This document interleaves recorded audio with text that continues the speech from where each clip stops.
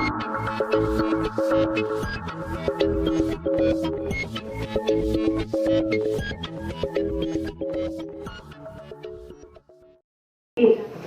की गरिमा को मेरा सादर नमन। सदन पटल में रखे गए विषय मौलिक कर्तव्य पूर्वापेक्षित मौलिक अधिकार के रूप में के पुरजोर पक्ष में मैं उपस्थित हूँ।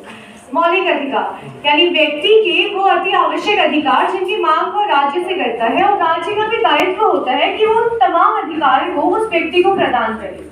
अब जब व्यक्ति राज्य से अधिकारों की मांग कर रहा है तो राज्य की भी कुछ अपेक्षाएं होती है व्यक्ति से, कुछ ऐसे कर्तव्य होते हैं जो वो चाहता है कि व्यक्ति करे, जैसे कि टैक्स समय पर भरना, अपने ध्वज का सम्मान करना, हिंसा न करना आदि। ये तमाम कार्यों को हम मौलिक कर्तव्य की श्रेणी में रखते हैं। आज जब मैं विषय के पक्ष में बात करती हूँ तो हमें यह समझना है कि क्यों हम मौलिक कर्तव्यों को वरीयता देंगे मौलिक अधिकार से। देखिए, सबसे पहले कोई भी अधिकार अपने आप में तब तक निष्क्रिय है जब तक समाज उसका संचालन नहीं करता।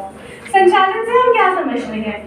मान लीजिए हमारे पास स्वतंत्रता का अधिकार है, लेकिन सामने वाला व्यक्ति मुझे वो स्वतंत्रता दे ही नहीं रहा, वो समझ ही नहीं रहा कि यह उसका कर्तव्य है कि वो मुझे उस अधिकार का प्रयोग करने दे, तब तक उस अधिकार का अपने आप में कोई मूल्य नहीं रह जाएगा। मेरे पास अभिव्यक्ति की आजादी है, लेकिन सामने वाला मुझे सुनने को ही तैयार नहीं है, मुझे बोलने ही नहीं दे रहा है, मुझे मेरे अधिकार से वंचित कर रहा है, तब तक उस अधिकार का कोई मूल्य नहीं है।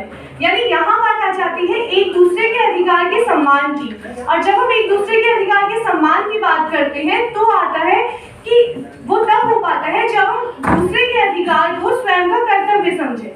यदि ऐसा ना हो, यदि समाज में कर्तव्यों का अभाव हो जाए और अधिकारों का प्रभाव हो जाए तो समाज अव्यवस्थित हो जाता है और तभी जन्म लेती है पितृसत्ता, जातिवाद आदि तमाम कुरीतियां। इसीलिए हमें हमेशा मौलिक कर्तव्यों को आगे रखना होगा मौलिक अधिकारों से। कब हम किसी को अधिकार प्रदान करते हैं? विकासशील देशों को हम तब तक अधिकार नहीं दे सकते जब तक वो सक्षम ना हो। क्यों? क्योंकि एक सक्षम राष्ट्र ही अधिकारों की रक्षा कर सकता है, उसकी संरक्षण कर सकता है, और कोई राज्य सक्षम तब बनता है जब वहां रह रहे व्यक्ति अपने कर्तव्यों के प्रति सचेत हो, उन्हें समझे और राष्ट्र के लिए उन कर्तव्यों को करें। कर्तव्य राष्ट्र निर्माण की प्रक्रिया में नागरिकों की सक्रियता दर्शाता है। उदाहरण से समझते हैं, पाकिस्तान में आज मौलिक अधिकारों की कमी है। क्यों? क्योंकि वहां रह रहे व्यक्ति अपने मौलिक कर्तव्य ही पूर्ण नहीं कर रहे हैं। जब अपने मौलिक कर्तव्य वो पूर्ण नहीं कर पा रहे तो वहां अधिकारों की कमी हो गई है।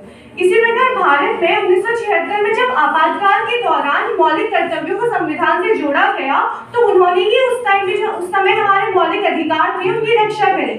यानी मौलिक कर्तव्य हमारे मौलिक अधिकारों की रक्षा करते हैं, उनकी वजह से उनका अस्तित्व है।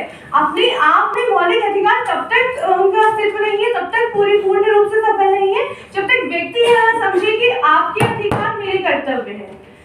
इन सभी बातों को सम्मिलित कर हम इसे निष्कर्ष पर पहुंचते हैं कि मौलिक कर्तव्य को हमें वरीयता देनी होगी मौलिक अधिकारों को। धन्यवाद।